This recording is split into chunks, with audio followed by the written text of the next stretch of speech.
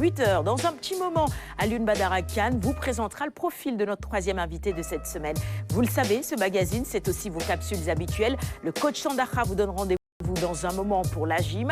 Et avant la gym, la météo, les prévisions du jour avec nos partenaires de la Nassim. Et après 7h30, le bulletin d'infos de votre matinale Kinkeliba, le tout en images. Nous attendons, comme tous les matins lorsque nous sommes en direct, vos réactions, vos commentaires et évidemment sur la page Facebook RTS1 ou tout simplement sur la page Facebook Kinkeliba. Dans tous les cas, sur les réseaux sociaux, nous sommes également présents et je voudrais ce matin encore une fois remercier toutes les personnes qui nous écrivent régulièrement. Je pense à notre ami Samba Guissé ou encore à Diatou Alissène, la Rufisquoise. Je pense à Madame Soda Guy également qui nous écrit généralement sur notre page Facebook. Merci de votre fidélité. On va démarrer maintenant avec les prévisions du jour, le bulletin météo local. Dans un petit moment, je vous retrouve en plateau. À tout de suite.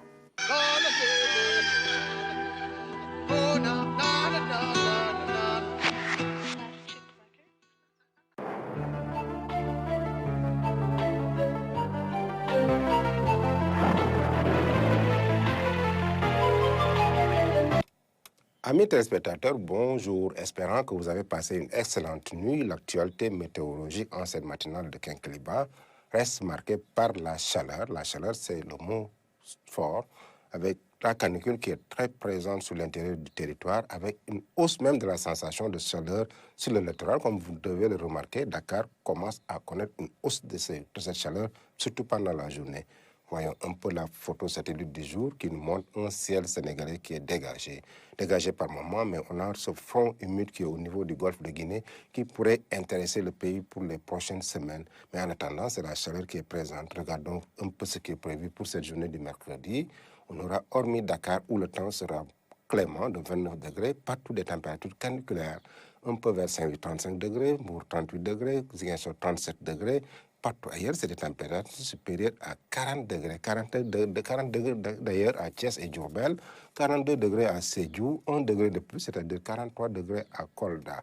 Mais on aura un pic sur Kaffrine et Matam de 47 degrés. Il fera très chaud dans ces deux localités. Même dans la localité nord, c'est des températures qui vont étager entre 43 degrés à Diourbel, 45 degrés à Linguère, 44 degrés à Podor. Dans la partie sud-est, c'est un temps couvert par moment de 45 degrés à Bakel, un temps nuageux à Kédougou de 41 degrés, 43 degrés aussi, avec un temps nuageux dans la capitale du Fouladou. Chers amis téléspectateurs, c'est cette bonne nouvelle qui est là, mais une mauvaise aussi pour les gens qui souffrent de cette chaleur qui est toujours là, toujours sur l'intérieur du pays et beaucoup de localités. Mais n'oubliez pas d'aller sur nos sites YouTube, Twitter et Facebook pour des informations beaucoup plus actualisées. Je vous laisse avec la réalisation tout en vous souhaitant une excellente journée.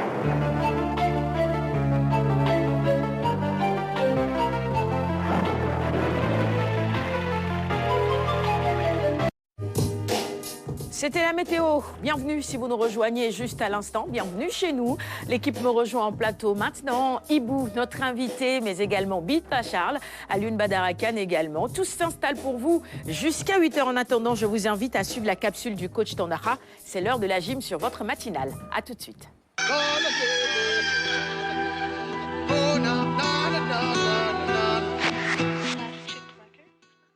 Bonjour à tous, mesdames et messieurs, le renforcement des triceps au sol. Alors les triceps, c'est vrai, vous avez certainement retenu les antagonistes des biceps, mais ils sont très très importants, les triceps, mesdames et messieurs. Évidemment, avec le travail des biceps, c'est vrai qu'avec cet antagonisme au niveau des biceps, eh bien, ça fait encore une fois un très grand renforcement. Et aujourd'hui, eh bien, le renforcement triceps au sol et encore le duo coach Bou et Ney Diallo pour nous faire justement eh bien, cet exercice. Mesdames et messieurs, encore une fois, évidemment, les bras qui jouent un rôle important, surtout dans le maniement de certains engins. C'est une excellente chose que de faire eh bien, ce renforcement, que ce soit les biceps et les triceps. Mais justement, avec le coach Bou, c'est les triceps au sol, le renforcement. Allez, c'est à vous. Bonjour mesdames et messieurs, donc nous voici en plein dans notre semaine. Donc cette fois-ci, on va juste vous présenter ce qu'on appelle le renforcement du triceps. Donc vous savez, c'est un petit muscle au niveau de l'arrière du bras, donc ce qui est un tout petit peu négligé par plusieurs personnes durant leur séance d'entraînement, mais c'est un muscle qui est important d'où on doit faire des exercices pour bien le solliciter. Vous savez bien, des recherches ont même démontré que ce petit muscle-là, à un moment, c'est un vrai consommateur de sucre. Donc, vous savez bien, pour les diabétiques et consorts de gens qui ont des problèmes de régulation de sucre. Donc, c'est un muscle que vous devez renforcer pour au moins vous aider à contrôler ce que s'appelle votre taux de sucre dans votre corps. Aujourd'hui, on va présenter des exercices avec toujours Ndeye Diallo, mon binôme, et on va faire les exercices au sol. Donc, il suffit juste d'avoir un tapis au sol et là, vous pouvez faire des exercices aisément. Donc, très rapidement, on va faire les prestations. Merci.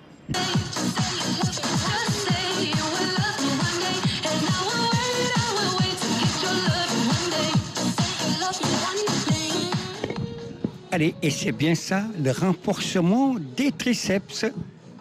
Alors, les antagonistes des biceps, les voilà, les triceps, mesdames et messieurs. Alors, ceci, évidemment, à partir de ce renforcement au sol. Alors, on l'appelle triceps au sol. Alors, regardez ces pompes, là, en position de pompe des débutants avec Ndeye Diallo. Alors, ici, avec le coach Bou, regardez, c'est vrai qu'avec les sportifs aguerris, évidemment, eh bien, avec cet exercice de renforcement, ça vous fait beaucoup de bien puisque vous allez gagner en puissance. Allez, on va changer de position et là, c'est donc en position dorsale. Et ici, vous voyez, encore une fois, mesdames et messieurs, comme si une sorte d'avoir une bonne régénération lorsque vous allez quitter la salle. Allez, le coach Bou, la parole, c'est à vous. On vient juste de terminer les présentations. Vous avez vu, ce n'était pas du tout assez fameux, mais c'est faisable. Donc, pour solliciter ce muscle-là, des exercices sont là et ils ont été bien proposés. Voilà, merci beaucoup, coach Bou. Merci encore une fois, Ndeye Diallo.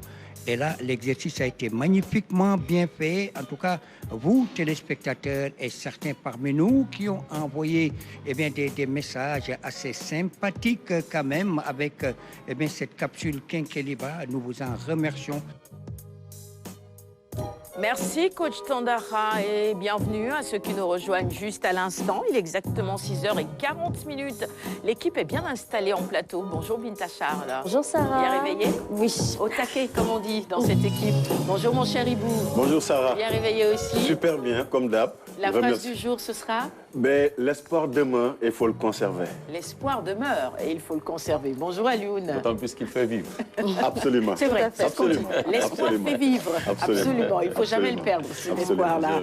Allez, bienvenue en plateau également à notre invité. Alioune, je te laisse le soin de le présenter à nos téléspectateurs. Alors, nous avons aujourd'hui un représentant de notre système de santé, l'un des membres les plus importants. Je parle bien sûr des pharmaciens hospitaliers, représentés ici donc par Dr Morphal, qui est alors naturellement pharmacien hospitalier, mais surtout président de la commission relations extérieures de l'association des pharmaciens hospitaliers du Sénégal. Alors, il se dirige vers leur journée scientifique et sera l'occasion de connaître davantage, en tout cas, le rôle des pharmaciens hospitaliers dans notre dispositif sanitaire, ce qui les différencie un peu de leurs pairs, donc pharmaciens classiques, mais également de leurs attentes, de leurs principales attentes sur le plan de carrière, la valorisation donc du travail du pharmacien hospitalier, mais aussi l'approvisionnement en médicaments dans nos structures de santé, la sécurisation, bien sûr aussi, la distribution donc de la filière distribution de ces médicaments-là,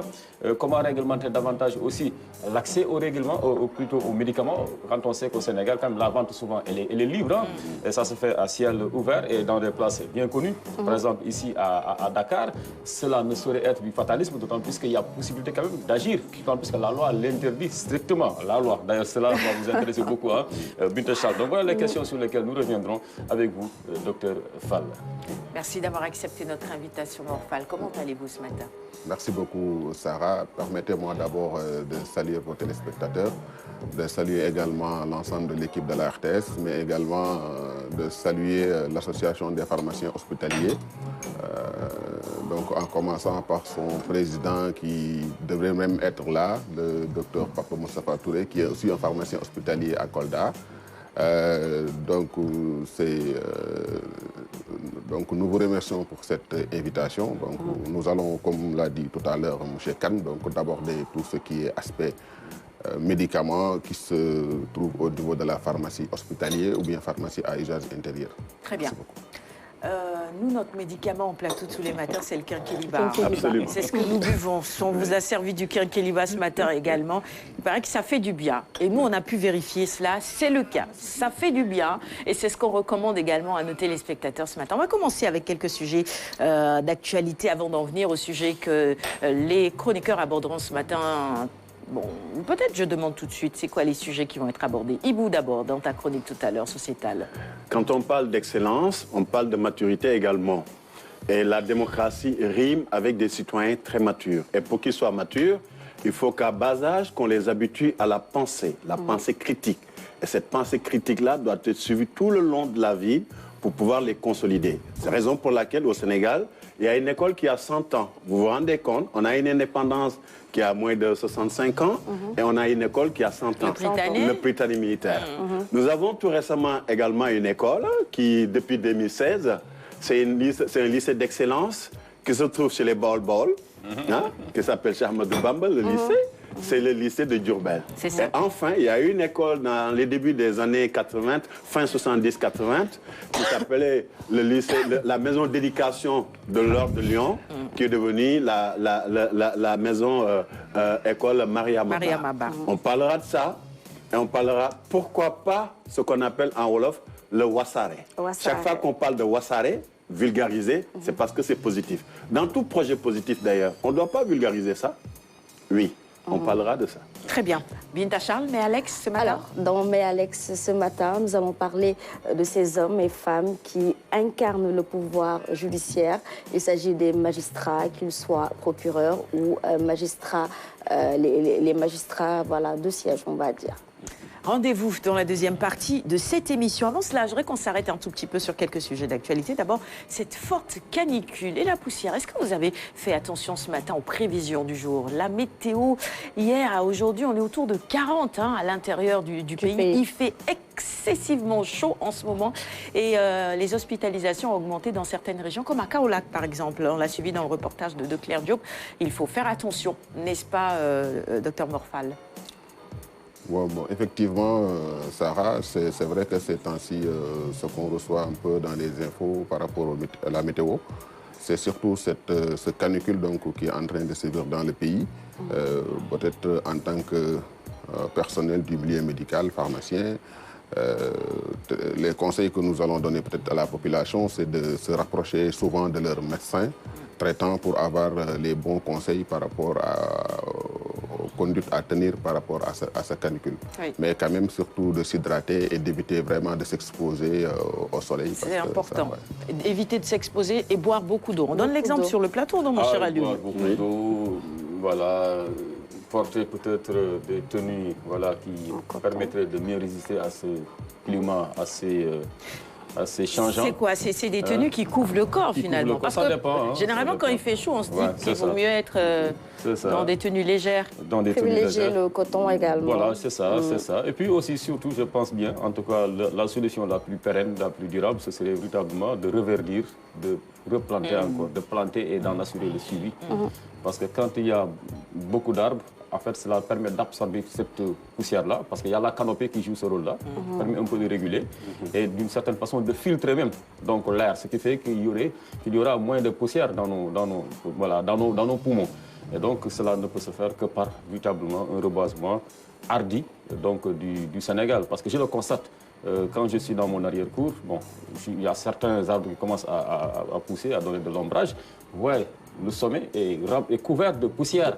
S'il n'y avait pas ces arbres, où aurait atterri cette poussière-là? Dans nos poumons. On l'aurait pris directement. Absolument. Donc, ouais, l'importance donc de mettre des arbres, d'en planter. Je pense que j'en profite encore une fois pour faire cet énième appel pour qu'on puisse planter partout à travers donc, notre pays. Ibou, on a vite fait d'oublier les masques aussi. Et pourtant, on peut continuer à les mettre. Je crois que ce n'est pas seulement pour la Covid. Fortement recommandé, parce qu'en fait, quand on inspire, on expire. Le fait d'inspirer, ça passe au niveau des narines, mais c'est le poumon qui filtre. Quand on respire par la bouche, le poumon ne filtre pas. Les poumons ne filtrent pas. Là, dans les cas de figure, surtout la prévention sociale, quand il y a une forte canicule les plus exposés, ce sont les asthmatiques. C'est ça. Si vous ne les entendez pas dans la maison, s'ils sont dans les salles de bain ou toilettes pour une durée qui vous semble légèrement longue, n'hésitez pas à toquer pour les interpeller. Et surtout, par rapport aux enfants, parce qu'ils ont du mal à exprimer juste au moment de la souffrance. Et enfin, ceux qui sont allergiques aux certaines substances qui sont composées dans les arachides, les tchérés, c'est de faire très attention. Parce que ceux qui ont le rhume des foins, comme dans mon cas, ceux qui sont drépanocytaires également, ils sont exposés au-delà des asthmatiques. Donc, la sensibilisation, j'espère que les médias communautaires vont vraiment réagir. Et pourquoi pas même des points d'alerte qui peuvent se faire tout le long de la journée. Oui, Binta, on termine avec toi. Très bien. Les points d'alerte, ça c'est important et on n'oublie pas par rapport à ce temps déjà poussiéreux, notamment pour les asthmatiques. Il faudrait également penser à bien se vêtir. Il y a l'habillement en toutes circonstances, donc il faudrait également penser à cela et également à s'hydrater, non pas par des boissons gazeuses et autres, mais tout simplement par de l'eau. C'est très important. Ça. Et comme dit le coach Tandara, la seule véritable boisson qui vaille, c'est l'eau. C'est ça. Les autres, c'est de la galerie. C'est ce qu'il dit, coach Tandara. Allez, deuxième sujet. Ce matin, nous, on en parlait en plateau hier. C'est le déplacement du chef de l'État, Bassirou Diomaye Faye, en Côte d'Ivoire, où il a rencontré son homologue Alassane Ouattara. Quatrième déplacement, donc, du président hors du pays.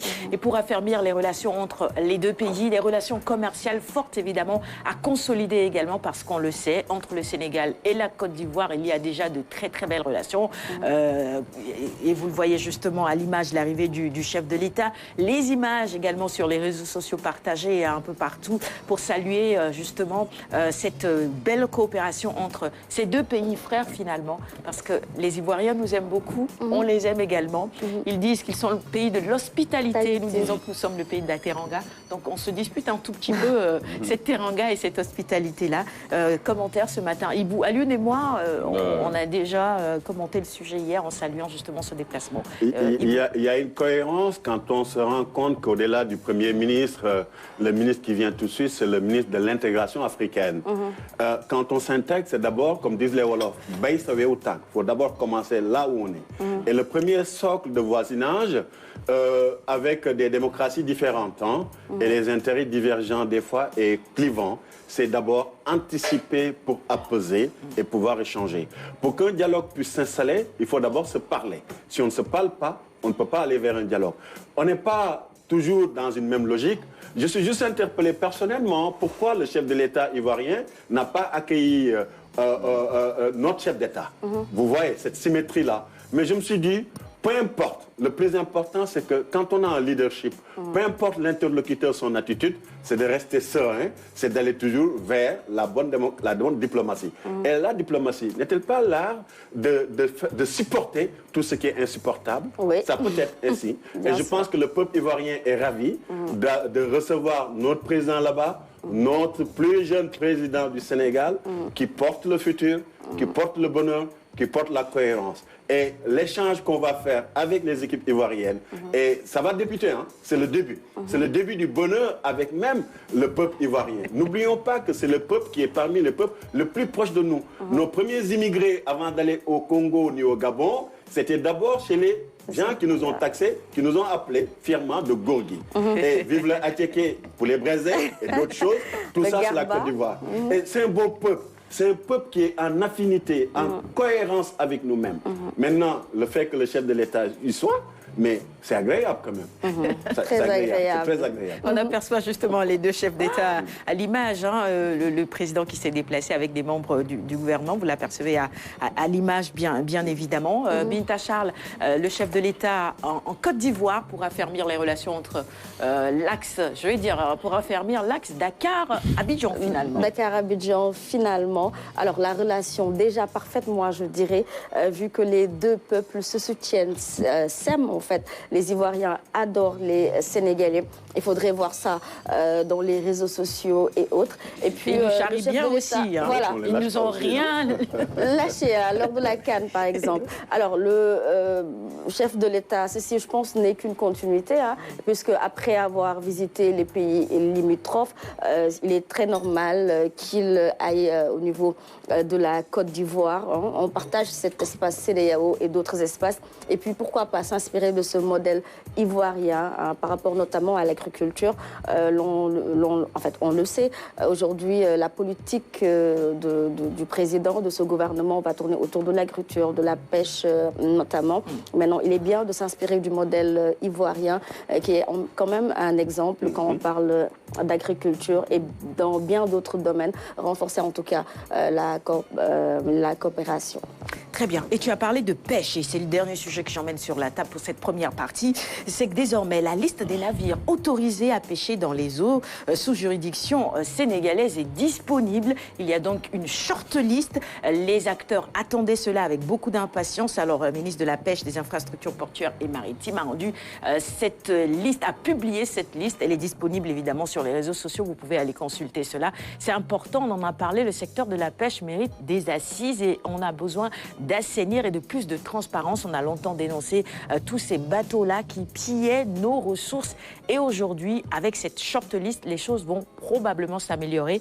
Dans tous les cas, les acteurs ont salué cette décision de la ministre Alioune Badara. Oui, parce qu'elle faisait partie des décisions les plus attendues, en tout cas, de ce nouveau gouvernement, de ce nouveau régime. Parce qu'on a tous vu comment voilà, les acteurs eux-mêmes sont dans des difficultés du fait de la raréfaction donc, des produits halieutiques, parce que, tout simplement, il y a une concurrence sauvage qui leur est imposée par ces chalutiers étrangers, mais également par des chalutiers battant pavillon sénégalais, mais qui, en vérité, ne sont que des prête-noms. Parce que ça, on l'avait dit ici sur ce plateau, quand on recevait cet expert, en tout cas, du secteur de la pêche.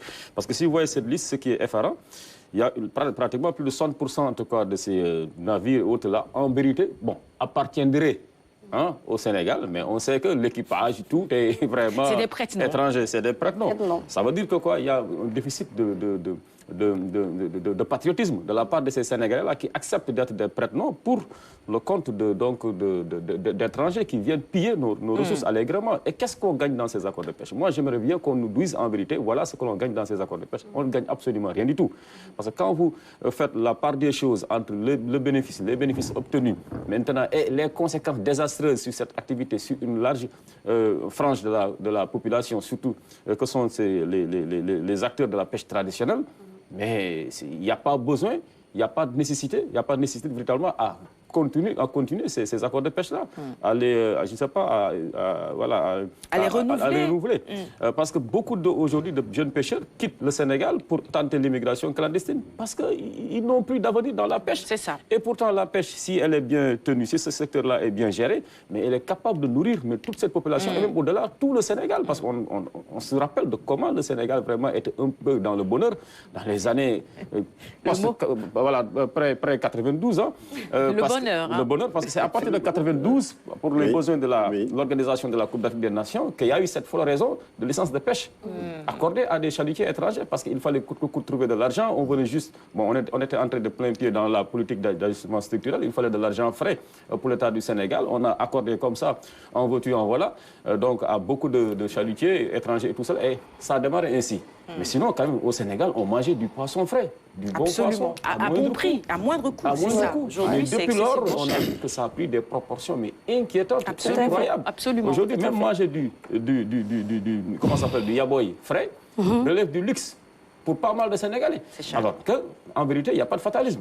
Il est juste question de revoir un peu les critères d'attribution de ces licences de pêche-là, véritablement aussi de chasser ces prête-noms-là du secteur, parce que je pense qu'ils ne sont pas dignes d'être patriotes, ces gens-là, parce que ça, véritablement, c'est un manque de patriotisme, c'est même un crime économique contre son peuple. Tout à fait. Ça, il faut le dire, et ils ne vont pas se limiter, j'espère bien, à la publication de cette première liste, parce que ce serait bien facile, trop facile, juste de publier la liste et de s'en arrêter là. C'est ça. Il faut qu'il y ait après des suivis. C'est ce que j'allais dire. Même vraiment à geler. Moi, je suis pour ça, pour cette action radicale qu'on gèle toutes les licences de pêche accordées à ces chalutiers étrangers et même à ces pavillons sénégalais-là, le temps de revoir les choses pour que le secteur de la pêche puisse véritablement retrouver son lustre d'antan. Tu as parlé de suivi, justement. Il y a évidemment des acteurs interpellés dans le reportage qui a été diffusé hier qui parlait de cela. Il a dit il faut surveiller, il faut contrôler, parce que parfois la nuit, il y a des choses qui se passent, il y a des navires qui trichent un tout petit peu. Donc il faut contrôler et surveiller. Il faut que cette mesure soit suivie des faits. Binta, et ensuite Ibou. Oui, il faudrait le suivi, puisque à chaque fois, on le connaît, hein, à chaque fois qu'on prend que des mesures, en tout cas, sont prises. On applaudit. Voilà. Quelques temps après, voilà, on se lasse un peu.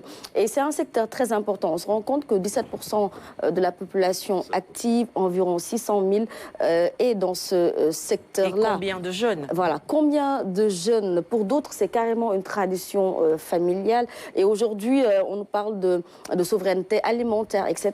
C'est l'agriculture, oui, mais c'est également la pêche. Et on se rend compte que c'est près de 10 000 tonnes ou plus qui sont prises chaque année sur nos côtes pour, voilà, en tout cas à travers ces accords-là. Donc si aujourd'hui on se rend compte qu'il y a problème, il faudrait forcément s'arrêter, revoir les choses et surtout punir. Il faudrait qu'on ait pas le masla, voilà.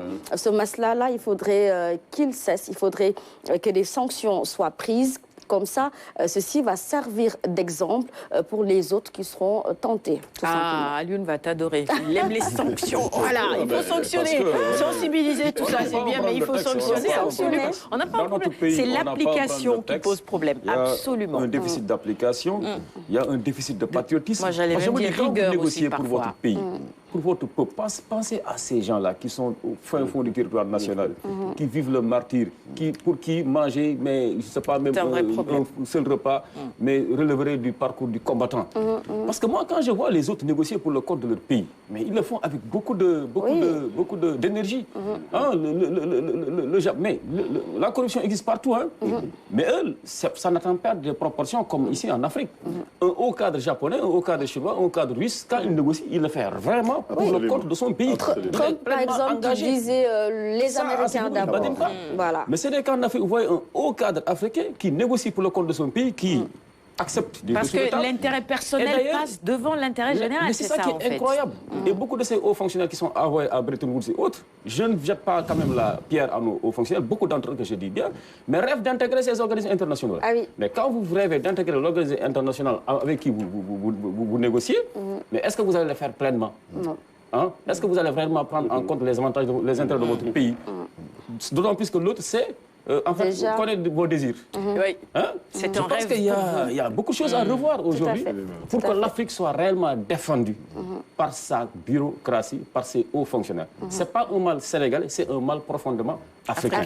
Voilà. Je pense que c'est le seul continent qui ne prend pas en compte ses propres besoins au moment des négociations, qui ne se défend pas suffisamment bien. C'est ça le problème. Ibou, sur la pêche, et puis on termine très rapidement avec notre invité, les 7 heures. Il y a deux poissons qui s'appellent le ndor et le tagal. En profiter pour saluer les parents de coach Tandakha de Guedna, parce que semble-t-il vraiment ils apprécient beaucoup l'émission et on leur passe le bonjour. Ces poissons n'étaient pas mangés ni à Guedna, ni à Soumbédioune, ni à Yen Djelao. C'était pour les enfants, pour les apprendre à faire ce qu'on appelait le lakdjen, ndor et tagal. Et ces poissons, on ne les voit même plus. On ne les voit même plus parce que juste, il n'y a pas un repos biologique. Ils sont tout raclés. Maintenant, le fait de diffuser la liste, c'est l'information. Oui. Un peuple démocrate, on lui donne l'information avant de passer à la communication.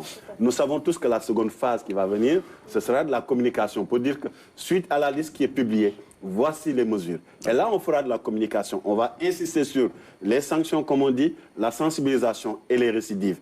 Surtout, il y a un devoir de patriotisme. Parce que les ressources halieutiques ne nous appartiennent pas à nous exclusivement, les Sénégalais présents là à l'instant T. Mais nos enfants, nos enfants que nous voyons là tous les jours, c'est l'avenir. Ces ressources-là les appartiennent et nous avons une obligation de les préserver. Non seulement de les préserver, mais en respectant d'abord le repos biologique. Parce que même nos propres pêcheurs ne les respectent souvent pas. Et souvent utilisent même des explosifs pour pouvoir récupérer quelque chose pour avoir une démarche commerciale. Donc vous vous rendez compte, une mastodonte qui est capable de prendre plus de 50 000 tonnes par jour ou par semaine, mais c'est la razzia. Exactement, c'est le mot. Donc évitons cela, c'est une véritable razzia. Allons vers la sensibilisation avant d'aller vers la répression. Merci mon cher Ibou. Bien manger, souveraineté alimentaire, on a parlé de pêche, agriculture également. C'est le premier médicament finalement. Si on mange bien, on ira moins voir les pharmaciens, n'est-ce pas? Finalement, je pense qu'on peut conclure à ça. Et c'est indispensable d'ailleurs. Merci beaucoup.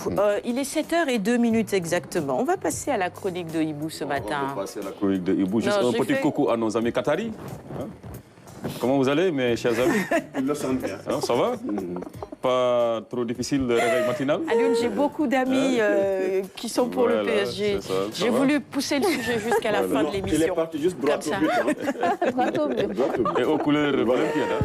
Et aux couleurs olympiennes. Bon, le PSG est éliminé. Voilà qui est dit. Voilà. Encore éliminé. Encore éliminé. Malgré tous les espoirs et toute la passion que cela a suscité, Dortmund a éliminé le PSG. Finalement. À l'aller comme au retour, ils n'ont pas pu faire la différence, les Parisiens. Si vous voulez une bonne épouse, il faut aussi prendre comme femme une supportrice du Qatar Saint-Germain. Honnêtement, je pense à Kylian Mbappé. Il voulait vraiment, sur ces dernières lignes-là, ils sont résilients. Très résilients. Et les supporters de l'OM, l'OM... Non, on l'a déjà. L'étoile, on l'a déjà. Jamais les premiers. Nous, l'étoile, on l'a déjà. Jamais les premiers. Décidément. Allez, 7h04. On va reparler foot et sport avant la fin de cette émission parce que hier, c'était l'anniversaire de la disparition de Jules-François Bocandé. On n'a pas eu l'occasion d'en parler en plateau. C'est important avant la fin de cette émission. Probablement après le JT, chacun reviendra un tout petit peu sur... Et Samaï la panthère, c'est le gardé de Samaï. Allez, le sujet d'Ibou, c'est à l'école? Oui. Nous avons au Sénégal 3 écoles d'excellence d'abord. Par ordre d'existence, le Prytanée militaire. Il y a même certains amis qui les appellent la secte. C'est une bonne chose. Nous avons de grandes personnalités comme les Mbaye Koumosila, qui sont issus de cette école. Il y en a d'autres. L'école Prytanée militaire, on y accède par un concours. Par rapport à des critères. Et on est encadré, c'est une école d'abord militaire, avec le ministère de l'Éducation nationale. L'école n'intègre pas de jeunes filles. Mais par contre, il y a des enseignants, il y a des femmes, presque une dizaine. Si vous allez sur le site de prytanée.sn, vous allez voir le corps enseignant, d'encadrement militaire, etc. C'est une réussite. C'est parmi les plus grandes réussites de notre État. Il y a une autre école, Mariama Ba, qui s'appelait la maison d'éducation de l'Ordre de Lyon, et créée en 1978, qui, il me semble, était au Cap avant d'aller en 1979 au niveau de l'île de Gorée. Et ensuite, le président Diouf, qui était là, l'a changé pour faire la mairie d'éducation de Gorée. Et en 1985, quand il y a eu, je pense, la disparition de Mariama Ba, qui s'est devenue l'école Mariama Ba. Et en 2016, l'État du Sénégal crée un lycée d'excellence chez Amadou Bamba de Diourbel. Il faut y aller, par exemple, sur un point... Mariama Ba, c'est exclusivement les filles, c'est ça? Exclusivement les filles, merci de la précision. Et aussi en internat. C'est ça, en internat. Comme également le Prytanée. Le Prytanée et également aussi le lycée d'excellence. De Diourbel. Sur l'histoire d'internat, il faut rappeler que mais à Diourbel, c'est mixte. À Diourbel, c'est mixte, séparé. C'est mixte, mais au niveau de l'internat, c'est séparé. La moyenne, vraiment, c'est il faut minimum, genre 14, 15 sur 20. Si vous échouez il y a les mathématiques, sciences de la vie et terre et les sciences physiques. C'est des écoles d'excellence. Il faut vraiment avoir de très Nous sommes tous d'accord que ce sont des écoles qui nous font notre fierté. On est d'accord sur ça. Mais est-ce qu'on s'interpelle sur comment ça se fait qu'une école de cette catégorie, qui nous donne satisfaction dans la vie de tous les jours, qu'on parvient à voir que c'est un succès? Quand vous faites un projet avec un succès, monsieur, n'est-il pas cohérent de faire sa vulgarisation? Il me semble qu'à cette époque-ci où nous nous trouvions ici au Sénégal, impératif qu'on se fasse une concertation pour dire comment vulgariser ces établissements. Vous vous rendez compte, sur 46 départements, si juste dans 20 départements, nous avons un modèle de Prytanée. Parce que quand vous êtes là-bas, il ne faut pas l'oublier, c'est d'abord Boulazero, non seulement le critère d'accès est extrêmement élevé, parce qu'il y a des anecdotes, hein. Il y a certains qui avaient 7 sur 10 au niveau de l'acuité visuelle, bon, après qui sont retrouvés là à contre-visite, exclus. On les appelle les réformés. Réformés parce que c'est vraiment la crème de la crème sénégalaise. Et nous avons eu des résultats probants. Il faut vulgariser. Maintenant, comment vulgariser? Et d'ailleurs, pourquoi vulgariser? Parce que c'est un succès.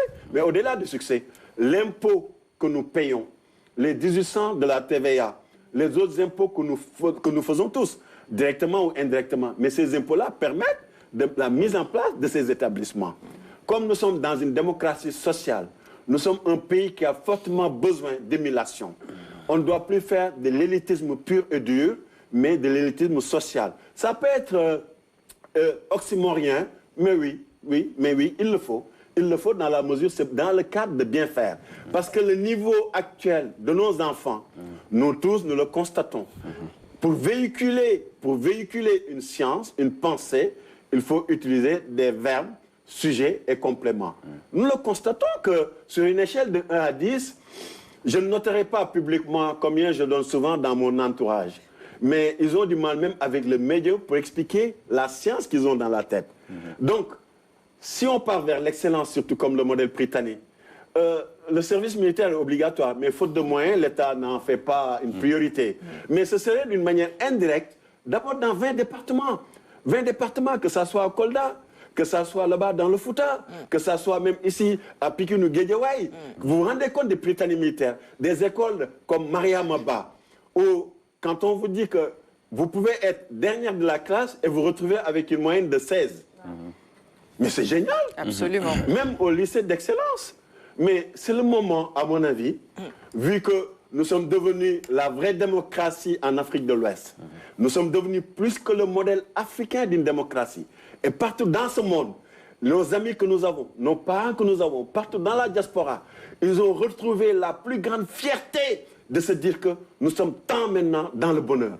Mais c'est également une action forte, citoyenne, républicaine, institutionnelle, que le Britannique militaire puisse exister au minimum dans 20 départements, que l'école Mariamaba puisse être accessible et disponible minimum dans 30 départements, le lycée d'excellence au moins dans 45 départements. Tout à fait d'accord avec toi parce que, évidemment, on est sur 3 établissements où il y a des places limitées et on sait que la demande, elle est forte. Malheureusement, certains sont exclus. Si on a d'autres possibilités, d'autres places, d'autres lycées d'excellence, ça va régler le problème aussi. Voilà, pour plus et puis plus de proximité aussi, absolument. absolument. Plus de proximité, plus d'équité, je pense que c'est ce qui a été déjà à l'origine de la création du tout dernier lycée d'excellence, celui-là de Diourbel.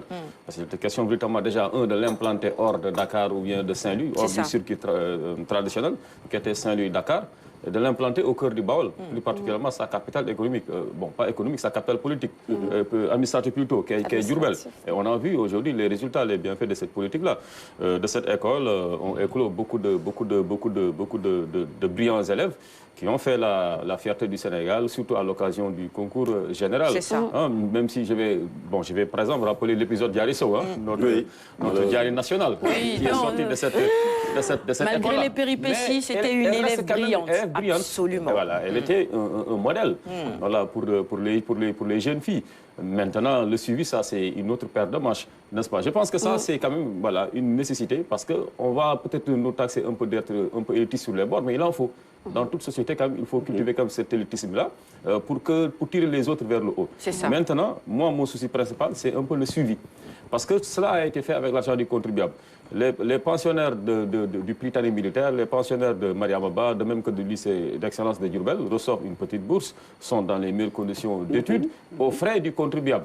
Mais une fois qu'ils auront le bac, ils quittent le pays, avec des bourses étrangères, et souvent pas des bourses étrangères, mais des bourses étrangères d'excellence, offertes encore par l'État du Sénégal. Et une fois à l'étranger, ils vont travailler pour d'autres pays. Mais c'est une perte sèche pour le Sénégal. Mais est-ce que c'est un investissement qui est vain. À perte, quoi. Même si maintenant, il y a une reprise en mai. C'est ça. Il y a une reprise en mai. Maintenant, je pense qu'il y a les classes préparatoires. Les classes préparatoires, voilà, 2 années obligatoires, je pense, ici. Mais je pense qu'ils devraient faire tout leur cursus universitaire ici. Avec un bon accompagnement, ils peuvent le faire. Parce qu'on a vraiment tout ce dont on a besoin pour qu'on puisse offrir des études supérieures de qualité à ces sortants-là, de ces instituts, en tout cas, d'excellence. C'est possible. Il leur faut juste peut-être renforcer leur bourse, parce qu'on sait qu'au Sénégal, il y a une dimension sociale dans la bourse. Oui. La bourse, ce n'est pas seulement pour l'étudiant. Il en sait quelque chose. Moi aussi, certainement, de Binta Charles. Ça permet de régler certains problèmes, même dans la famille. Nous sommes en Afrique, il y a cette solidarité-là, cette chaîne qu'il faut toujours donc, maintenir. Donnons assez, renforçons les bourses d'excellence de ces bacheliers sortis de ces lycées d'excellence-là. Retournons-les au pays et puis offrons-leur des perspectives de travail, d'emploi. Ce qui fait que la majorité restera au Sénégal et ce sera vraiment un investissement qui pourrait impacter le devenir de ce pays. Mais former ces élites-là et puis laisser une bonne partie s'envoler, aller à l'étranger, travailler pour le compte de pays. Voilà, ça, pour moi, c'est pas réfléchi. Tout à fait. C'est important ce que Alioune est en train de dire en ce moment. C'est-à-dire qu'après avoir formé cette élite-là, après avoir formé tous ces jeunes-là, si on les laisse tous partir et travailler pour d'autres pays, en réalité, on ne gagne pas grand-chose. Il faut trouver les moyens de les garder ici. Et aujourd'hui, combien de hauts cadres avons-nous? Combien de ministres, combien de responsables ont fait leurs humanités ici, toutes leurs études, sont allés dans des universités ici, à Cheikh Anta Diop ou à Gaston Berger, et aujourd'hui occupent des postes de responsabilité et font notre fierté. Ça veut dire qu'il y a moyen et possibilité de réfléchir à comment encadrer ces jeunes, même au niveau des études supérieures, et leur offrir la possibilité de rester ici et de travailler pour leur pays. Et même s'ils partent, il faut peut-être une obligation des contrats qui les obligent à revenir pour travailler pour leur pays. Mais là aussi, tu l'as dit, ça va être compliqué. Il faut les mettre dans d'excellentes conditions. C'est des conditions de vie aussi. Ça aussi, les conditions, les meilleures pour qu'ils restent. Parce que si vous avez un salaire confortable, vous préférez rester au pays. C'est ça. De vos parents et tout. C'est ça. C'est très important, comme vous l'avez dit, puisque finalement, ça reste une perte. Et j'aimerais également rebondir sur le fait qu'il faudrait décentraliser. Plus les années passent, plus la population augmente. Là, on parle de 17, voire 18 millions. Donc, dites-vous, il y a combien d'élèves et il y a combien de brillants élèves qui, peut-être, n'ont pas accès à la formation par rapport au concours, ou etc. En tout cas, comment pouvoir accéder à ces écoles prestigieuses? Et puis, vous l'avez dit, on a vu l'épisode de William Ponty. Tout à l'heure, nous parlions de la Côte d'Ivoire, mais William Ponty a formé le premier président de la Côte d'Ivoire. Les têtes de ce pays-là, à l'aube et au lendemain des indépendances, ont été formées au niveau de cette école-là, au Sénégal, comme en Afrique de manière générale. Mais où en est William Ponty aujourd'hui? Elle est en ruine, cette école, c'est vrai. Voilà. Or, ça devait rester un patrimoine, non seulement pour le Sénégal, mais pour l'Afrique. Hein. Comme je disais, beaucoup de présidents, Boigny, etc., beaucoup de décideurs africains sont passés dans cette école-là. Donc, il faudrait véritablement essayer d'élargir, faire la promotion de l'excellence et surtout faire en sorte des émissions comme Génie en herbe. C'était une vitrine pour montrer ces brillants élèves qui venaient soit du Britannique militaire ou encore de l'école Mariam Abba, l'imam Moulay aussi. Tout le monde, voilà, en les voyant à l'écran, on a envie d'être comme eux. Cela suscite une envie de faire mieux, de travailler pour pouvoir accéder à ces écoles-là. Donc, il faudrait réfléchir de manière très large, voire non seulement sensibiliser, élargir ces écoles, mais créer au niveau des télévisions, des médias, des réseaux sociaux, en tout cas, des plateformes ou des émissions ou autres, en tout cas, qui feront en sorte que les élèves puissent vouloir adhérer à ces écoles-là, donc puissent se performer davantage. On termine, Ibou? Oui, une anecdote, quand Mbaye Khouma a été admis à l'école, lui, il était déjà admis également au niveau de Charles de Gaulle, à Saint-Louis. Donc, il part à Saint-Louis et il a l'information comme quoi il est admis au Britannique. À la place de quitter Charles de Gaulle pour aller au Britannique, il est reparti vers son Humboldt natal et à partir de là, pour dire que ben voilà, il est venu pour le rendez-vous pour aller au Britannique. L'autre lui a dit mais t'es, voilà. Donc pour vous démontrer que ce sont des personnalités qu'on peut citer, j'en profite ici pour porter mes condoléances à un ami d'enfance qui n'est pas un ancien, qui Ablaye Mar Diop, la famille du premier maire de Saint-Louis, qui a perdu sa mère, Madame Boy, que Dieu l'accueille dans son paradis, et toute sa famille de Guetndar, de Saint-Louis, la famille de Almaï Moutofal également, tout cela. Et pour dire tout simplement que le Britannique militaire, le lycée d'excellence et l'école Mariam Abba, c'est le moment de vulgariser. Vous vous rendez compte, mise à l'échelle, on serait au moins à 100 à 200 000 ingénieurs par cycle. Et ce serait génial pour une population de 18 millions d'habitants. Ce qui sous-tend que dans 20 ans, nous allons être entre 22 et 27 millions. Mais si dans 20 ans, on parvient à avoir 100 000 ingénieurs, mais nos héritiers qui seront là, certainement que nous serons là ou nous ne serons pas là, Dieu seul sait. Espérons d'être là. Mais vous vous rendrez compte de la qualité de vie que nous allons avoir. Nous allons voir ce qu'on appelle les Toubabs immigrés dans notre pays. Il y aura moins d'immigration parce qu'on aurait atteint une telle qualité de vie que les gens voudraient venir, non seulement pour notre teranga, non seulement pour le bonheur qu'on va instituer comme modèle, mais également pour notre soleil. Parce que le soleil fait vivre. Merci beaucoup, mon cher Ibou. Vulgariser ces modèles-là et aussi l'enseignement technique à ce niveau-là déjà. Si on avait plus de lycées techniques, je crois que ça changerait beaucoup de choses au niveau supérieur pour nos jeunes enfants. On referme cette parenthèse sur la chronique sociétale ce matin en laissant la possibilité à nos téléspectateurs de réagir et de donner leur point de vue sur les réseaux sociaux, notamment sur la page Facebook RTS1. On avance sur le conducteur, on va interroger notre invité maintenant. Et c'est juste après ceci.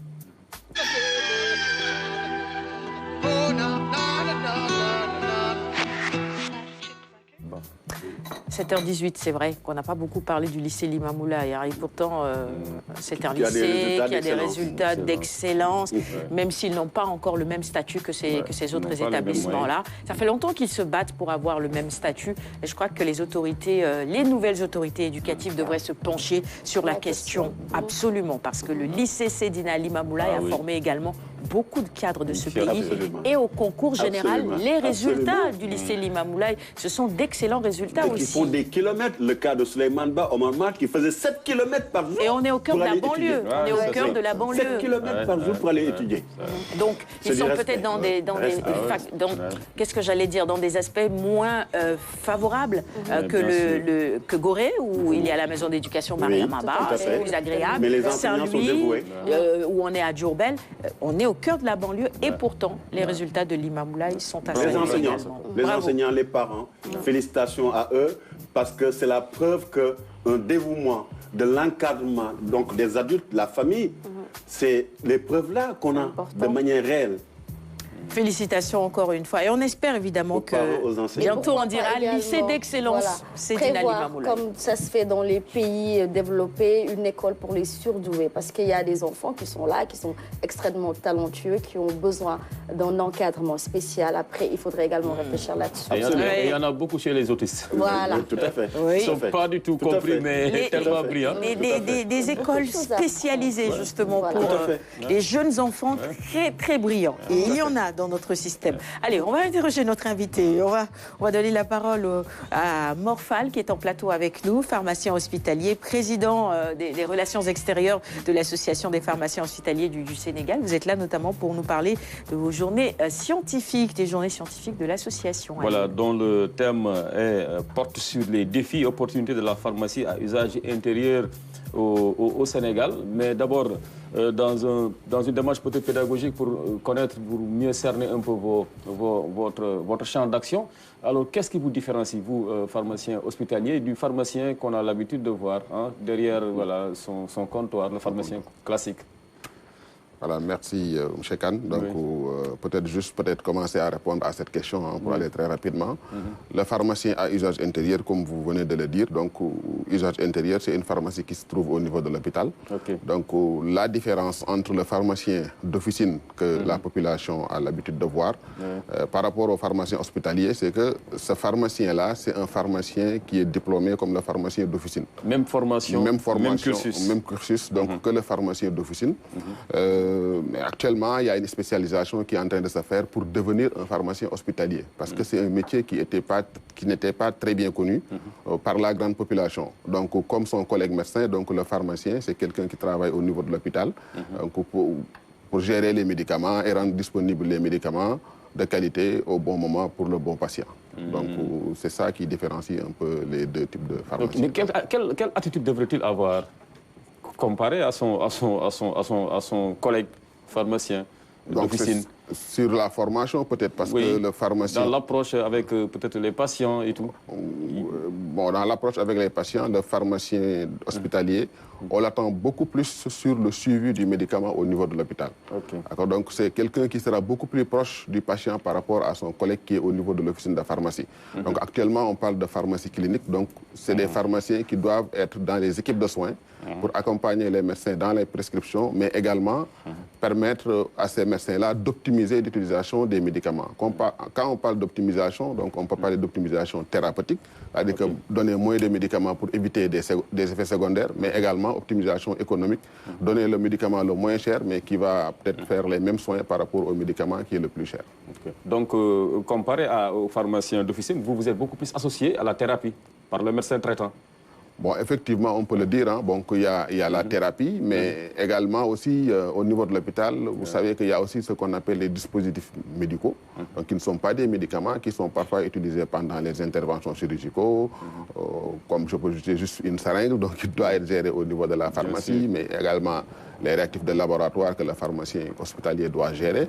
Il y a beaucoup de produits qui sont au niveau de l'hôpital qui sont directement gérés par ces pharmaciens hospitaliers et qui doivent être disponibles, que ce soit au laboratoire pour faire le diagnostic, mais également au niveau des services cliniques pour faire ce qu'on appelle les interventions chirurgicales. Voilà. Mais est-ce qu'il y a suffisamment aujourd'hui de pharmaciens hospitaliers? Est-ce que dans chaque grande structure de santé du Sénégal, on pourrait retrouver au moins un pharmacien hospitalier?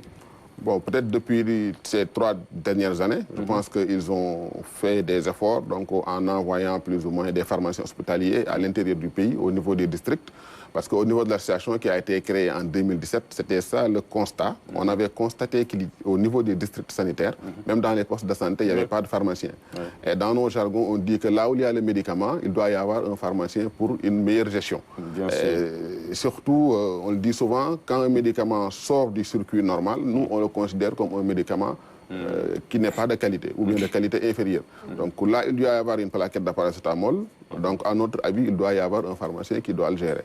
D'accord, comme son collègue médecin qui doit gérer des malades. Voilà. Et malheureusement, au Sénégal, beaucoup de médicaments sont sortis du circuit de distribution classique. Là, c'est vraiment votre défi principal, le défi de taille auquel vous faites face, c'est-à-dire sécuriser ce circuit-là du médicament dans notre pays. Effectivement. Quelles seraient aujourd'hui en tout cas les démarches que vous, en tant que médecin, pas médecin hospitalier, pharmacien hospitalier, vous êtes en train de faire pour qu'on puisse véritablement sécuriser le circuit du médicament au Sénégal et qu'on puisse mettre fin à la vente illégale des médicaments comme ce qui se fait dans Dakar et dans les grandes villes de l'intérieur? Bon, ce qui est en train d'être fait, je pense, c'est surtout parce que la pharmacie, c'est 2 entités. C'est-à-dire que là, on doit avoir le médicament, c'est soit au niveau de l'hôpital ou bien au niveau des pharmaciens d'officine. Donc, au niveau de la pharmacie d'officine, il y a un maillage national qui est en train d'être fait. Je pense qu'il y a souvent chaque année des listes qui sont publiées pour créer des nouvelles officines au niveau du pays, donc au niveau de tous les départements. Et aussi essayer de mettre en place aussi des pharmaciens au niveau des districts, au niveau des postes de santé. Moi, je pense que si on a cette accessibilité géographique, donc pour les habitants, donc ça sera plus facile pour lutter contre ce fléau. Parce que généralement, les gens, quand ils ne trouvent pas d'officine de pharmacie, naturellement, ils vont aller dans des endroits où ils vont trouver un médicament ou bien un produit traditionnel pour se soigner.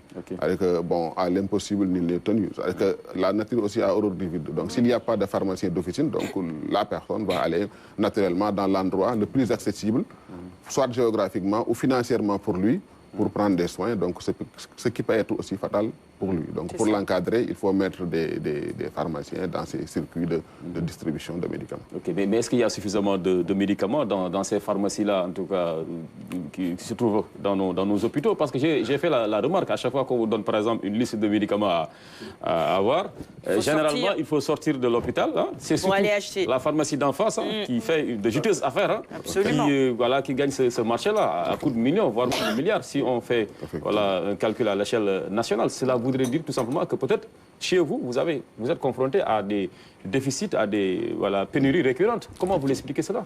Alors que normalement, le malade ne devrait même pas, en tout cas ses accompagnants n'auraient même pas dû sortir de l'hôpital pour se procurer certains médicaments. Bon. Bon, en tout cas, ce que vous venez de dire, c'est un constat. Non, et que j'ai fait. Hein, ouais, non, mais c'est un constat, je suis en phase. Parce que là, je pense que ça fait partie de notre thème général et de nos sous-thèmes. Ce sont les déficits de l'approvisionnement des médicaments au niveau des pharmacies à usage intérieur. Donc, peut-être l'explication sera plus ou moins très longue parce qu'il y a beaucoup de facteurs qui sont, voilà, qui bloquent plus ou moins cet approvisionnement-là au niveau de ces... Et les médicaments auraient coûté moins pour le patient. Effectivement. Donc ça, c'est des questions sur lesquelles on doit revenir avec les autorités. Peut-être qu'on va inviter pendant ces journées scientifiques. Donc pendant ces journées-là, on va parler de ces défis, de ces opportunités, mais également de ces menaces qui se trouvent au niveau de la pharmacie à usage intérieur. Donc le manquement de ces produits, c'est souvent dû à des ruptures de stock. Hein, mais comme vous le savez, les médicaments, pour la plupart, ne sont pas fabriqués au Sénégal. Donc la pharmacie à usage intérieur, ce qu'il fait, c'est souvent commander des médicaments. Et il y a un circuit de distribution qui a été... circuit qui a été régulé par le régulateur, hein, par l'autorité réglementaire de la pharmacie. Avec la pharmacie nationale d'approvisionnement. Bon, c'est elle qui vous livre directement. Oui, c'est la pharmacie nationale qui nous livre, mais également il y a la réglementation pharmaceutique qui encadre un peu ce circuit de distribution. Donc nous, au niveau de l'hôpital, nous pensons que c'est un circuit qui est un peu classique et qu'il faudra aussi essayer d'encadrer pour son évolution par rapport à cette demande au niveau de l'hôpital. Parce que, comme vous venez de le dire, hein, quand un malade est hospitalisé, le médecin ne doit pas attendre parce que lui, il a une obligation de moyens pour soigner son patient. Donc, de la prémédication à l'intervention, donc il ne doit pas y avoir là une ordonnance qui doit sortir de l'hôpital pour aller au niveau de la pharmacie d'officine. Et malheureusement, c'est le cas généralement. Bon, généralement, peut-être c'est le cas, mais nous, on travaille à ce que ces médicaments-là soient disponibles au niveau de l'hôpital pour permettre à ce patient-là de faire correctement son intervention chirurgicale. Ma question, il y a répondu. Je voulais revenir sur le circuit de distribution pour essayer de comprendre pourquoi il y a autant de pénuries. Ibou. J'ai interpellé sur un côté factuel. J'ai compris qu'il y a ceux qui sont dans le circuit hospitalier, et il y a d'autres que j'appellerais la zone domestique sociale. Donc c'est la population. Mais je suis surpris que comment ça se fait que jusqu'à maintenant, on ne parvient pas depuis chez soi-même de savoir exactement tel médicament que je cherche au niveau de la zone géographique est disponible. On est obligé de se faire des fois une moyenne de 10 km et de se rendre compte soit la pharmacie n'est pas de garde ou bien le médicament n'existe pas. Alors qu'il suffit juste de travailler avec les informaticiens pour avoir la disponibilité et par rapport à la cartographie. Je ne sais pas pourquoi ce n'est toujours pas mis en place, ces petites solutions qui soulagent et qui est très performant. C'est vrai, le digital peut apporter des solutions aussi. Oui, effectivement, je pense que c'est un thème sur lequel le ministère de la Santé est en train de travailler depuis très longtemps. Peut-être qu'ils ne l'ont pas encore mis en place, je ne sais pas pourquoi. Mais la digitalisation, c'est un élément très important dans notre exercice quotidien. C'est-à-dire que, avec cette digitalisation, ça permettrait de régler beaucoup de questions par rapport aux ruptures de médicaments, mais par rapport également à l'information pharmaceutique, qu'on appelle IP. Donc l'information pharmaceutique, donc, juste peut-être agir chez toi et regarder un peu autour de vous pour voir si le médicament-là soit est disponible au niveau de l'hôpital ou bien au niveau des pharmacies.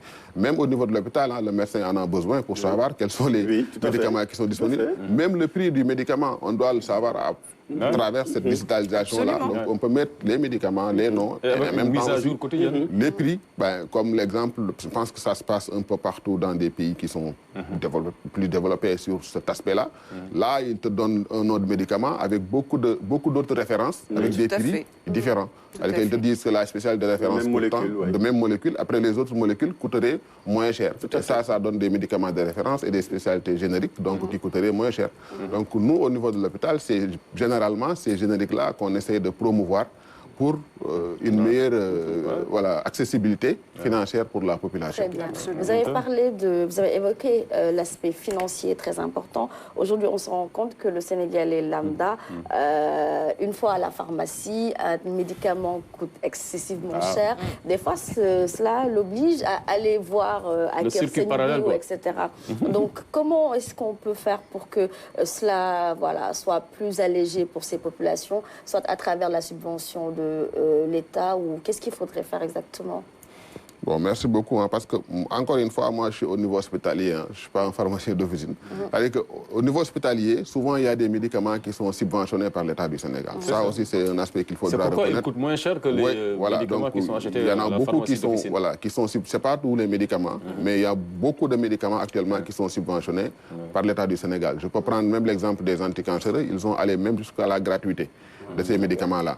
Et puis, dans nos sous-thèmes, vous allez voir qu'on va parler de cette problématique de distribution de ces médicaments, que ce soit les anticancéreux, qui est très en mode, les médicaments pour la dialyse, les médicaments d'urgence, entre autres. Donc, tous ces produits-là, généralement, c'est des produits qui sont subventionnés. Et ça coûte très moins cher au niveau de la pharmacie à usage intérieur. Qui veut venir acheter, ou bien uniquement ceux qui ont reçu la prescription en interne? Ceux qui ont reçu la prescription interne peuvent acheter, mais avec peut-être la spécificité de certains anticancéreux, parfois on peut tolérer en fonction des patients qui sont peut-être à Dalal Jamm, à Dantec. Une prescription à Basndao, je ne peux pas aller à Dalal Jamm. Pourtant, si. Ça dépend parce que, bon, quand on parle de gratuité des médicaments, comme moi, je suis le pharmacien de Dantec, ce que je disais, si un Sénégalais vient avec une carte d'identité, il faut le servir. En fait, c'est ça, quoi. Donc, s'il y a une gratuité pour tous les Sénégalais, il faut que ça soit accessible pour tous les Sénégalais. On ne peut pas dire que le médicament est disponible à Principal et n'est pas disponible à Dantec. Le Sénégalais qui est soigné à Dantec ne doit pas se procurer de ces médicaments à l'hôpital Principal. Ça n'aurait pas de sens. Peut-être une dernière question sur les journées scientifiques. Sur les journées, mais également sur le plan de carrière, parce qu'il faut également que vous soyez épanoui dans le cadre de votre travail, qu'il y ait un plan qui est là, bien cohérent, qui puisse, vous offrir des perspectives, disons, reluisantes. Effectivement. Qu'en est-il aujourd'hui? Quelle est votre situation? Effectivement. Ça veut dire que, bon, là, c'est aussi le parent pauvre du système, la pharmacie hospitalière. Parce qu'actuellement, la pharmacie hospitalière, au niveau européen, c'est une discipline universitaire. Ça veut dire que c'est une discipline qui doit être enseignée au niveau de l'université, mais également pratiquée au niveau de l'hôpital. Donc, la carrière de ces pharmaciens hospitaliers, c'est une formation continue. Mais généralement, c'était plus ou moins laissé en rate, donc c'est en retard par rapport à l'émergence des nouvelles disciplines médicales. Donc le pharmacien hospitalier sénégalais, généralement, il n'est pas trop en avance par rapport à ce qui se devrait faire sur le plan international. Donc le défi actuel, c'est que revoir le curricula de ce pharmacien hospitalier, mais également au niveau de la réglementation, redéfinir aussi les missions du pharmacien hospitalier, redéfinir aussi son statut au niveau de l'hôpital. Donc tout ça, c'est des défis sur lesquels on va partager pendant ces journées scientifiques.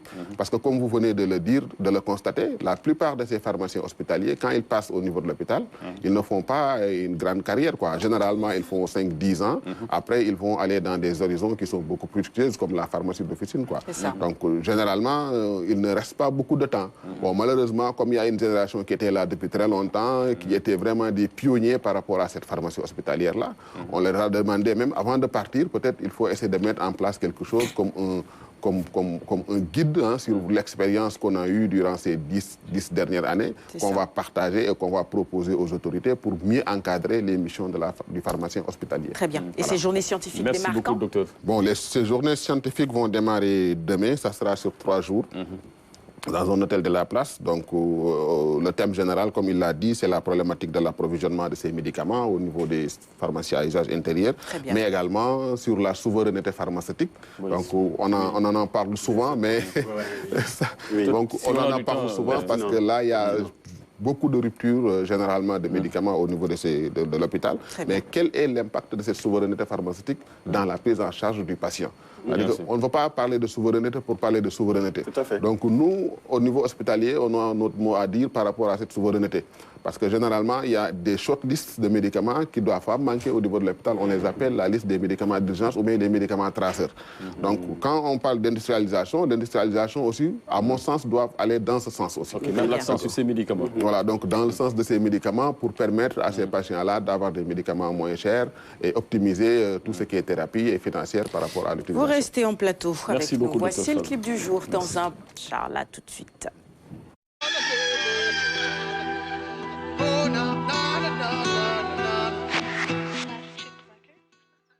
Nous avons aussi souhaité que nos ministres fassent plus d'efforts pour essayer de faire croître de manière plus forte le commerce entre nos deux pays. Bon, c'est vrai qu'il y a une légère augmentation, mais je crois que ce n'est pas la dimension du vœu de nos secteurs privés. Et je sais que nous pouvons faire plus. Nous avons beaucoup de choses à échanger et nous sommes optimistes parce que avec les découvertes qui viennent d'être faites au Sénégal dans le domaine du gaz et en Côte d'Ivoire dans le domaine du gaz, du pétrole et de l'or, ce sont des économies qui dans 2 ou 3 ans auront des taux de croissance à 2 chiffres et cela nous permettra donc d'améliorer le quotidien de nos concitoyens dans les 2 pays. Et nous avons considéré qu'en matière économique, c'était important de mettre l'accent sur, bien sûr, le social et sur la jeunesse. Je vous ai indiqué que c'est ce que nous faisons en Côte d'Ivoire et ce qui a permis de réduire de manière importante le taux de pauvreté au cours des 10 dernières années. Nous pouvons encore faire plus, notamment dans des secteurs prioritaires. Je vous en parlais tout à l'heure dans le secteur de l'agriculture, avec le développement des coopératives en Côte d'Ivoire dont nous voulons largement nous inspirer et dans d'autres domaines comme celui de l'élevage, de la défense, de la sécurité, de l'éducation et de l'énergie même. Vous avez mentionné les découvertes qui ont été faites au Sénégal, il y en a d'autres aussi de votre côté. Je pense que c'est une opportunité historique pour les 2 peuples, pour les 2 gouvernements, de mutualiser les connaissances et les efforts et les stratégies pour tirer le meilleur profit de ces ressources, comme vous l'avez dit, qui peuvent nous valoir énormément de satisfaction sur le plan de la croissance économique. Ensemble, nous pouvons exploiter beaucoup de potentialités qui existent dans les 2 pays et renforcer cette coopération économique et commerciale que nous avons tout le temps entretenue, mais qui doit, avec chaque régime qui vient, qui trouve un autre dans l'autre pays, connaître une certaine croissance toujours plus accrue. Il est à la fois le ministre de l'Environnement, de l'Eau et de l'Agriculture du Royaume d'Arabie Saoudite. Une charge aussi transversale que les différents sujets abordés au cours de cette séance de travail. Autour du Premier ministre Ousmane Sonko, le Sénégal et l'Arabie Saoudite arrêtent 10 axes de coopération, partis pour être des plus emblématiques, une autoroute de l'eau. Comme vous le savez, au nord, on a de l'eau. On a besoin de l'eau peut-être dans des régions, dans des villes comme Touba. On a besoin de l'eau dans des villes comme Dakar. Peut-être créer, comme l'a fait nos amis et nos frères égyptiens et marocains, en créant l'autoroute de l'eau. Donc ça, c'est quelque chose un point sur lequel nous avons parlé. Nous importons beaucoup de riz, 1,2 million de tonnes jusqu'à 1,5 million de tonnes. Nous importons du maïs, 450 000 tonnes. Nous importons du blé, entre 600 et 800 000 tonnes. Nous importons du maïs, nous importons de l'huile, nous importons du sucre. Et nous avons aussi les possibilités de produire tout ça là. Avec mon homologue, avec mon frère saoudien, on a parlé comment nous pouvons accompagner le secteur privé sénégalais, le secteur privé saoudien, de venir travailler ensemble pour saisir ces opportunités-là. Une autoroute de l'eau du nord vers les zones plus arides, mais aussi des productions diverses dans les régions du sud. L'Arabie saoudite montre toute sa détermination à consolider la coopération.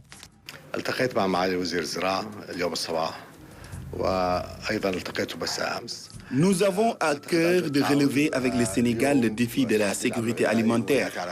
C'est l'un des axes majeurs de cette coopération que nous voulons renforcer. Nous sommes là aussi pour voir comment le secteur privé des 2 pays peut saisir ensemble toutes ces opportunités dans un partenariat gagnant-gagnant. L'Arabie saoudite, grand producteur de pétrole, puissant pays du Moyen-Orient, riche mais désertique, est aussi une terre d'opportunité pour le privé sénégalais. L'Arabie saoudite, compte tenu de son climat désertique, aurait besoin de beaucoup d'herbes fourragères.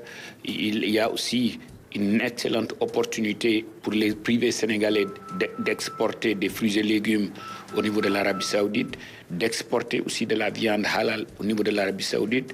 Et ce sont ces axes de coopération-là sur lesquels nous avons bien parlé. compte tenu de leur expérience aussi dans le domaine des oil and gas, nous nous sommes dit aussi que peut-être on pourrait apprendre d'eux sur ces axes de coopération-là. La séance de travail présidée par le Premier ministre était élargie aux experts des deux ministères. Le ministre saoudien était en plus accompagné de l'autorité publique en charge de la sécurité alimentaire, la société saoudienne d'investissement agricole et de production animale était aussi représentée. Quai de pêche de Yoff, c'est l'heure du débarquement pour certains pêcheurs. Dans leur filet, du poisson en abondance. Un constat fait depuis quelques jours. C'est une période propice pour la pêche ici à Yoff.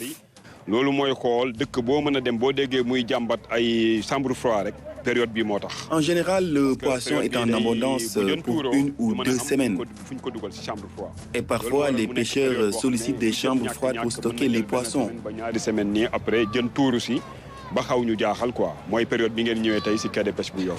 À Soumbédioune, le constat est tout autre. Ces pêcheurs ont dépensé 80 000 francs pour l'achat du carburant pour se retrouver avec ces maigres ressources halieutiques. Nous étions partis à 4 heures du matin et nous sommes revenus vers 13 heures. La pêche n'a pas été fructueuse. Sincèrement, le poisson est rare actuellement. À Soumbédioune, certains pêcheurs souhaitent même ne pas aller en mer. Pour ces acteurs, la pêche industrielle ne leur facilite pas le travail. C'est pourquoi l'option du gouvernement de gérer d'une manière transparente ce secteur est bien accueillie. Nous saluons cette décision, mais il faut mettre l'accent sur le contrôle.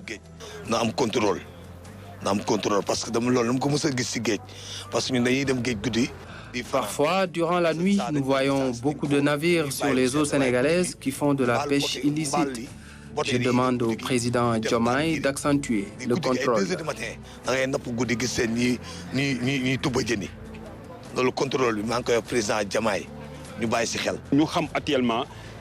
C'est bien de savoir le nombre de navires autorisés à pêcher au Sénégal. Cet acte répond au principe de la transparence. Et ça va régler beaucoup de choses. À Yoff également, c'est un ouf de soulagement pour les acteurs. Ils souhaitent un audit du secteur pour bien cerner le problème. Nous réclamons l'audit du pavillon et aussi revoir la zone autorisée pour les navires.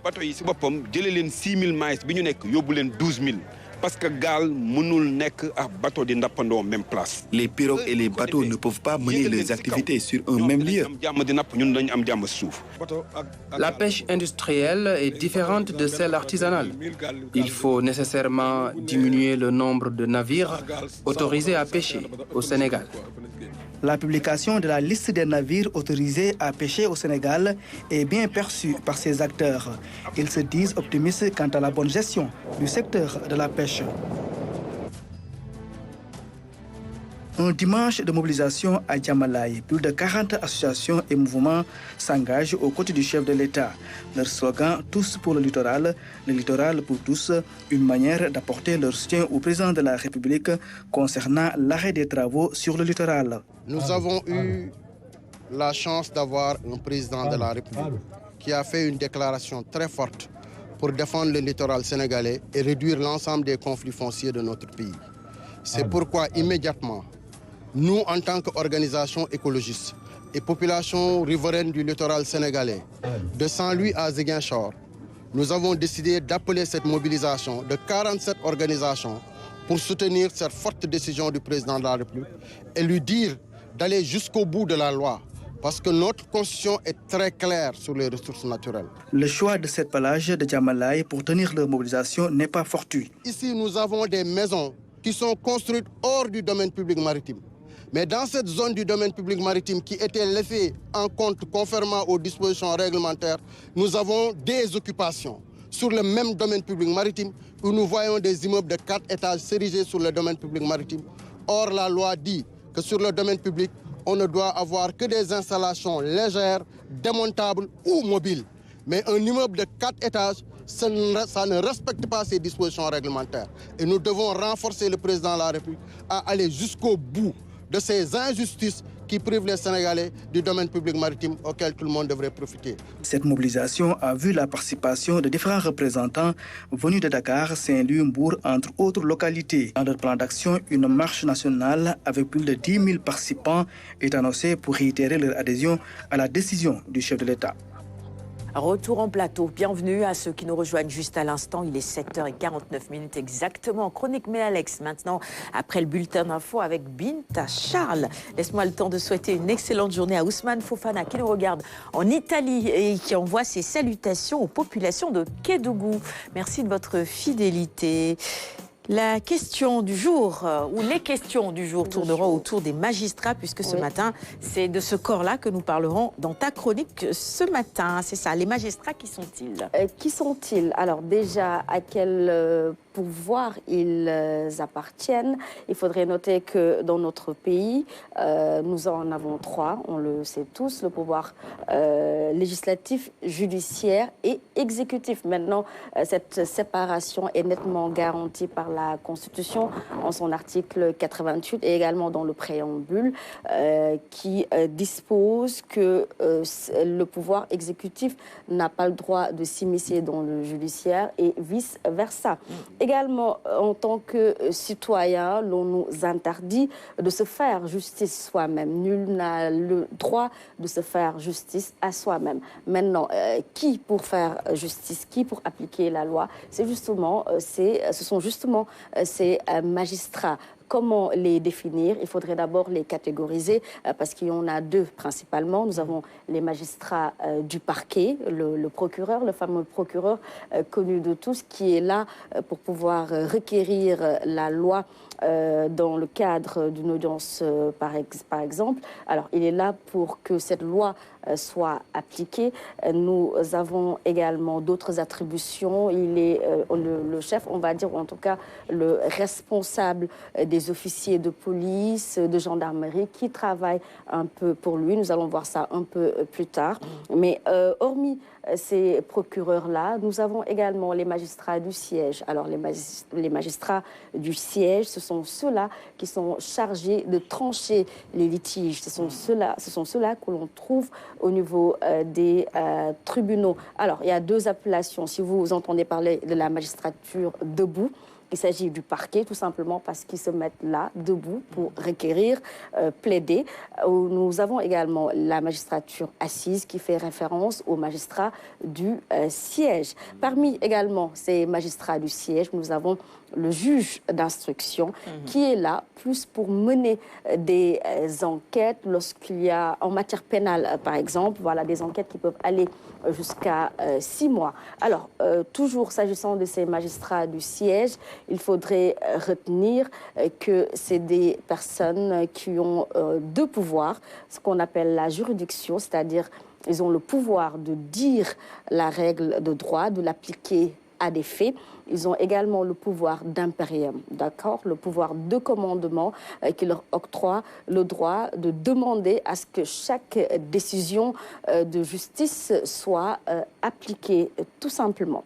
On retient également que le magistrat doit être, cette personne-là, neutre. Il doit être neutre, il doit être impartial. Et si jamais, par exemple, Sarah, toi et Alioune Badara, vous avez un souci devant le juge, on se rend compte que le juge se rend compte, par exemple, qu'il est proche de toi, qu'il y a par des exemple. liens de parenté, par exemple. Il doit tout simplement se dessaisir pour ne pas qu'on puisse soulever, en tout cas, des petits doutes, des suspicions. Très bien. Alors, il faudrait noter cela. Il faudrait noter également que le juge est tenu de trancher tout litige qui lui est soumis. Alors, l'indépendance des magistrats, est-ce qu'elle est assurée? Grande question. L'indépendance des magistrats, oui, elle est assurée pour les magistrats du siège. Oui. Raison pour laquelle il était important de faire la distinction entre le parquet, les magistrats du parquet et les magistrats du siège. Pour les magistrats du siège, l'indépendance est assurée notamment par le principe de l'inamovibilité prévu par l'article 90 de la Constitution qui dit tout simplement que l'on ne peut affecter un juge sans son consentement, même si c'est par voie d'avancement. Oui, les juges du siège ne peuvent être affectés. Ils sont dans tel tribunal, ils y restent, sauf si il y a nécessité de service ou dans un cadre où voilà, il y a vacances, mais c'est extrêmement encadré. Par contre, pour les magistrats du parquet, ils peuvent être affectés. Donc l'affectation en guise de sanction, par exemple, ça c'est une épée de Damoclès, une manière de sanctionner ce magistrat-là. Du coup, le parquet, les magistrats du parquet peuvent être affectés. Ils ne bénéficient pas de cette inamovibilité. En outre, ils sont soumis à la comment on dit encore, il y a l'hiérarchie qu'ils respectent. Ils sont soumis, ils sont sous la coupole du ministre de la Justice. Voilà.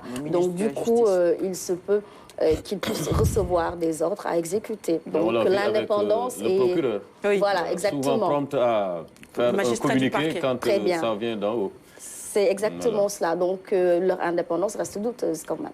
Sur cet aspect-là, alors, le juge peut-il se rectifier s'il se trompe après avoir rendu un jugement? Est-ce qu'il peut refuser de juger d'ailleurs? Non, il ne peut refuser de juger. Sinon, il sera poursuivi, on va dire, pour déni de justice. Oui, le juge ne peut refuser de juger, sauf pour les cas particuliers, comme je l'ai dit tantôt, par rapport à l'impartialité et autres, quand il y a l'intérêt, voilà. Sinon, également, l'autre question, c'est... Est-ce qu'il peut se rectifier? Il ne peut pas non plus. Il ne peut pas non plus. Une fois qu'on aura rendu une décision de justice, l'on ne peut plus revenir et dire j'ai trompé. Juger. Il faudrait tout simplement que la partie puisse voilà, interjeter appel pour qu'un autre juge puisse connaître de l'affaire. Maintenant, le juge peut justement rectifier s'il y a une erreur matérielle, mais la décision en tant que telle, il est impossible de le faire. Quelles sont les attributions du parquet? Alors, le parquet... Certaines personnes ont peur de ce parquet-là. Or, le parquet est là pour la société. Il est là pour principe, le procureur. Voilà, le procureur. Après, il y a différentes appellations selon qu'on soit dans le tribunal ou les juridictions supérieures et autres. Mais le procureur, le parquet, il est là pour défendre la société, notamment en matière pénale. Supposons qu'il y ait un monsieur, par exemple, qui vend la drogue. Le procureur est obligé, dans le cadre de ce procès-là, de requérir une peine parce qu'il défend la société, puisque cette drogue-là reste néfaste pour la population. Donc ce n'est pas personnel, mais plus la société. Il faudrait également comprendre qu'à chaque fois qu'il y a plainte ou dénonciation, le procureur les reçoit. Il est ce qu'on appelle le maître des poursuites. Il va vérifier s'il y a matière à poursuivre ou non. S'il y a matière, il va directement soit interpeller un tribunal ou le juge d'instruction. Et s'il n'y a pas matière, il va tout simplement laisser le dossier, ce qu'on appelle le classement sans suite. L'on retient également qu'il est un peu responsable des officiers de police, voilà, de la gendarmerie et tout, qui rendent compte quotidiennement au procureur de la République pour les faits qui se passent. Dernière question, le principe de la séparation des pouvoirs. Est-ce que ce principe admet des limites ou pas? Il admet des limites dans une certaine mesure. Comment? Il existe des mécanismes. Nous avons entendu parler de la loi d'amnistie, par exemple, ou de la grâce présidentielle. Alors, comment l'exécutif ou le législatif s'immisce dans le judiciaire? Si c'est, par exemple, à travers la loi d'amnistie est là pour supprimer le caractère infractionnel des faits qui se sont produits. Maintenant, des faits qui se sont produits, des fois déjà jugés. Donc, la loi d'amnistie va venir effacer tout ce que le juge a déjà fait ou tout ce que la loi, en tout cas, a prévu. Et on a la grâce présidentielle également. Si une personne est condamnée, déjà condamnée, et que, voilà, 1 mois ou 2 mois plus tard, en période de Tabaski ou Korité, le chef de l'État gracie cette personne-là. Mais c'est une manière de dire au juge, bah, vous avez fait ça, mais voilà, j'efface tout ce que vous avez fait. Donc, dans une certaine mesure, l'on peut dire que cette séparation des pouvoirs reste quand même un peu biaisée. Moi, j'ai pris des notes. Hein. C'est ma décision. Tous les mercredis, je prends des notes. J'ai failli poser une question pour dire, est-ce qu'un prisonnier peut poursuivre un État pour maltraitance au moment de son incarcération. Oui, normalement, c'est bien possible parce qu'il faudrait dire également que le policier ou l'autorité, en tout cas judiciaire, est soumise à certaines règles. L'on ne peut maltraiter, l'on ne peut, par exemple, écouter ou entendre une personne sans la présence de son avocat. L'on peut utiliser de la force ou torturer, en tout cas, une personne, tel que soit le délit, commis par cette qu'il aura personne. commis. Alors, il est très important pour chaque personne qui voit ce droit-là biaisé, bafoué, il n'a qu'à porter plainte auprès du procureur, dénoncer. Merci beaucoup, ma chère Binta. On est à 1 minute de la fin de l'émission. On redonne la parole très rapidement à notre invité. Et on va terminer sur le programme, c'est ça, de ces journées scientifiques, c'est ça, très rapidement. Vous avez dit que ça démarrait demain, c'est ça? Oui, effectivement. En tout cas, ça va démarrer demain dans un hôtel de la place. On aura les sommités de la pharmacie. Le programme scientifique porte sur les défis et les opportunités de la pharmacie à usage intérieur ou de la pharmacie hospitalière. Donc, dans ces sous-thèmes, on va présenter la problématique de l'approvisionnement au niveau de ces pharmacies, notamment sur les médicaments anticancéreux, les médicaments d'urgence, mais également les kits de dialyse. Mais également, on va parler aussi de la place du pharmacien au niveau de l'hôpital, son statut, que ce soit au niveau de la pharmacie à usage intérieur, les établissements publics de santé, mais également dans les districts, parce que les districts aussi, c'est des hôpitaux qui sont plus petits que les hôpitaux qu'on connaît ici à Dakar, donc qui se trouvent en région, mais également dans ces districts-là, qui sont dirigés par des médecins-chefs de district. Donc il y a également un pharmacien qui est docteur en pharmacie qui gère tout ce qui est médicaments et dispositifs médicaments pour le dispositif. Donc son statut aussi sera débattu durant ces journées scientifiques. Donc on fera aussi des communications scientifiques dans ce sens. Très bien. Merci beaucoup. Merci Dr Fall. Merci pour l'invitation. C'est un plaisir. Donc c'est un plaisir pour nous aussi. Et bonne continuation. Bien évidemment, vous transmettrez nos amitiés à tous les membres de l'association. Merci d'être passé sur le plateau. Merci ma chère Binta. Merci vous. Merci à Youn. Demain, nous ne serons pas en direct. Voilà, c'est pour mieux préparer le match de la seule vraie équipe. On se retrouve vendredi en direct pour 90 minutes, bien évidemment. Pour la fiesta, la qualification en finale. Merci de nous avoir suivis. Merci à Ruby Création qui m'a habillé joliment ce matin. Excellente journée à toutes et à tous. Et gardez le sourire, quoi qu'il arrive. Au revoir. One love, get up prisoners. Peace, love and harmony. Ñun la ak yéen. Xeex bi du jeex. One love. Jàmm kese. Gero bi, jel bi. Kiif, day jeex. Freedom.